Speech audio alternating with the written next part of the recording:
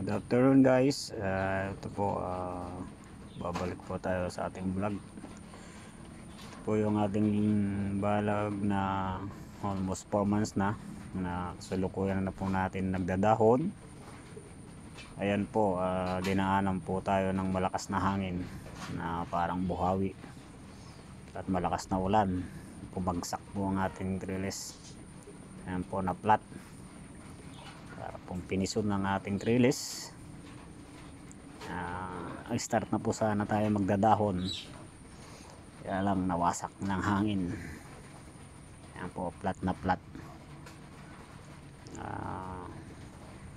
Alisin na po natin yan, assemble po natin ulit ang ating trellis para po sa susunod na tanim natin na sitaw. Buti po di pa tayo nakatanim na sitaw, kundi wasak ang aming sitaw. Ayan po ang ating trellis ngayon. Ayan po, pagbasta po natin, halos na flat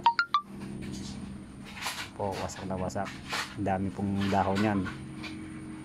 Dadahon po natin yan na wala pa tayo mabebenta, pero nawasak na po. Kaya alisin na po natin, lilinisin na natin para sa susunod natin na tanim na sitaw. Po guys, maraming salamat, God bless. Pero po dun po sa ating isang trellis, may tanim na po tayo na ampalaya, mistisa, almost 1 week na idahon na. Ayan po yung sa dulo doon,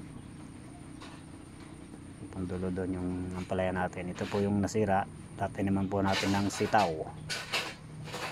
Siguro farming, good luck and God bless at magandang buhay.